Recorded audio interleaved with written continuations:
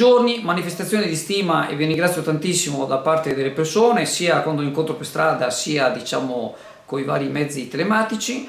I ringraziamenti sono per il lavoro che facciamo di formazione, vi ringrazio veramente tanto. Se volete sostenerci in maniera ancora più puntuale, vi ricordo che è molto importante per noi l'iscrizione al canale. Come potete vedere dalle immagini, basta cliccare sulla campanellina, ed è importante anche il like o l'unlike, quello di YouTube, perché fa alzare l'algoritmo e ci fa aumentare la penetrazione del nostro canale.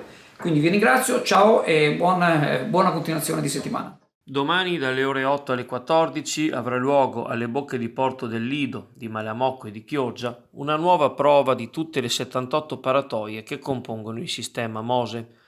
Il test in questione sarà specificamente votato a verificare la tenuta delle valvole che, secondo quanto scrive la Nuova Venezia oggi in edicola, potrebbero essere sostituite, dal momento che avevano manifestato problemi rispetto al progetto originario. La Guardia Costiera prevede di riaprire i canali alla navigazione attorno alle ore 14 di venerdì 6.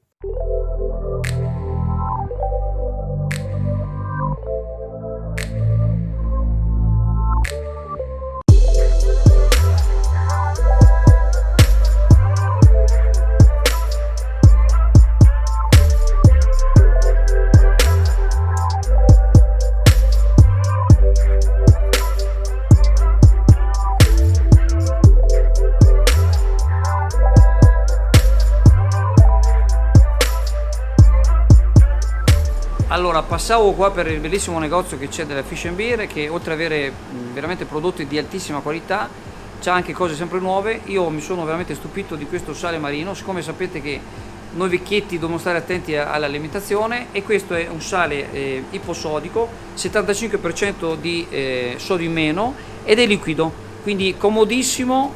E quindi per noi che di una certa età dobbiamo stare attenti all'ipertensione, ve lo consiglio, e poi potete svariare con veramente tantissimi articoli, uno meglio dell'altro.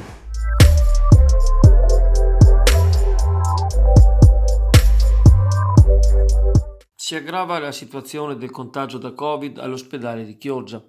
Nella giornata di ieri sono arrivate altre 8 persone positive al pronto soccorso, provenienti anche da località limitrofe come Cavarzere o Atria, dove pure il locale nosocomio è intasato dall'afflusso.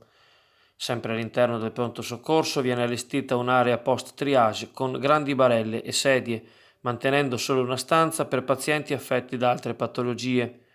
Vale considerare che l'ospedale di Chioggia non è classificato Covid Hospital, dal momento che i positivi che vi transitano e che hanno necessità di un ricovero vengono trasferiti ad Olo. Tuttavia si può parlare di reparti pre-Covid proprio destinati a queste operazioni di isolamento. È il caso ad esempio di quanto avviene in geriatria, dove l'Ulster Serenissima ha disposto il blocco di nuovi ricoveri e delle visite familiari dei agenti, dopo la scoperta di 3 casi di positività fra i pazienti, ora collocati nell'ala ovest, e uno relativo a un dipendente del personale sanitario. Le stanze del reparto sono state opportunamente igienizzate. Altri dipendenti positivi vengono registrati nei reparti di chirurgia e fra gli amministrativi della Villa Verde, quasi tutti asintomatici e in isolamento domiciliare. La barca ha preso il largo, commenta sconsolata un'addetta, e rischiamo di andare peggio della prima ondata.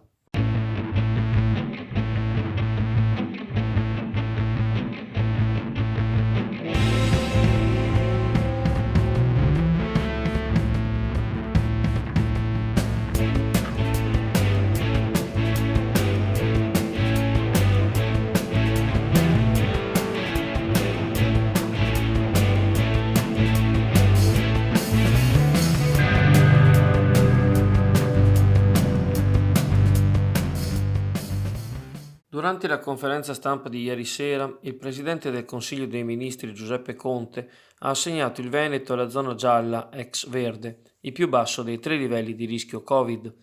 Scongiurato così il timore di finire in zona arancione, quella intermedia, dove sono state collocate solo Puglia e Sicilia, mentre nella zona rossa, scenario 4, campeggiano Lombardia, Piemonte, Val d'Aosta e Calabria. Tutte le altre, comprese la Liguria, l'Emilia-Romagna e la Campania, che erano considerate in bilico come il Veneto, sono gialle, così come la provincia di Bolzano, fino a ieri destinata a vestirsi addirittura di rosso. Gli effetti del decreto entreranno in vigore domani, venerdì 6 novembre. Resta quindi valido anche in Veneto il coprifuoco dalle ore 22 fino alle 5. In queste 7 ore non sarà possibile uscire se non per lavoro, salute o necessità. Saranno consentiti gli spostamenti verso le altre regioni gialle, mentre i centri commerciali saranno chiusi nei giorni festivi e prefestivi, salvi i negozi di alimentari, le farmacie e le edicole al loro interno. Confermata la didattica a distanza al 100% per gli istituti di istruzione superiore. Capienza al 50% per i mezzi pubblici, chiusi i musei, le mostre e le sale bingo, bar e ristoranti potranno rimanere aperti fino alle ore 18, potendo comunque consegnare a domicilio o per asporto fino alle 22.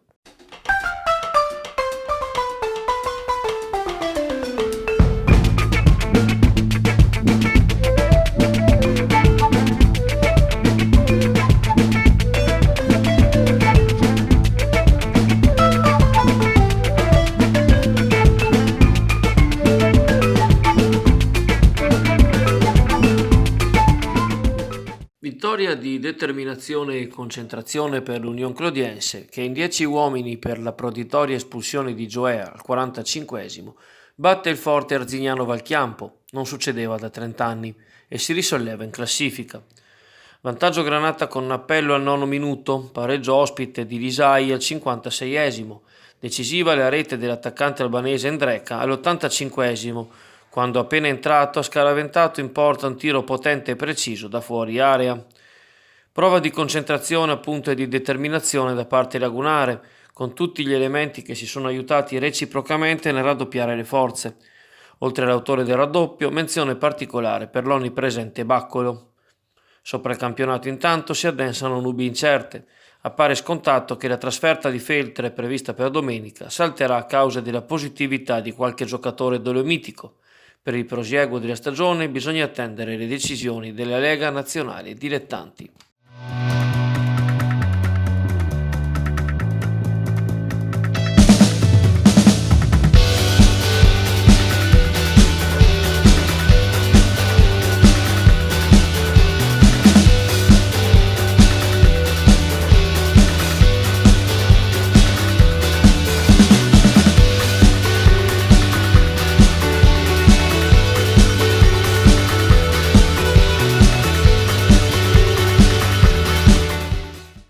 Con l'imposizione della chiusura serale ai locali e l'intensificarsi del buio in certe zone di Venezia, andando incontro all'inverno, non mancano i malintenzionati che altro non aspettano se non il favore delle tenebre per agire indisturbati nei loro crimini. Tra lunedì e martedì la zona di San Stae è stata oggetto dell'attenzione dei ladri, che hanno visitato il muro in Campiello del Spezier, proseguendo verso San Giacomo d'Alorio, attraverso 5 negozi e pubblici esercizi. A darne notizia è il quotidiano Il Gazzettino. Il tentativo di fare razzia si è concluso più che altro con ingressi scassinati. L'ammontare della serie di furti ha guadagnato infatti ai malviventi solo gli spiccioli del fondo cassa e qualche telefono di servizio. Martedì sera invece la minaccia di un'aggressione a colpi di martello è avvenuta alle Zattere, nei pressi delle fondamenta degli Incurabili. Vittima un 50enne veneziano colpito alle spalle da 2 giovani che gli hanno intimato di consegnare loro quanto possedeva. L'uomo se l'è cavata gettando a terra il denaro e scappando a casa, denunciando il fatto ieri mattina. Il sospetto è che si possa trattare di una delle baby gang attive lo scorso anno. Anche in questo caso la scarsa illuminazione e il coprifuoco imposto sono terreno fertile per azioni del genere. I residenti sollecitano la copertura della zona da parte di pattuglie di volante. Martedì scorso la Giunta ha approvato l'installazione di nuove telecamere.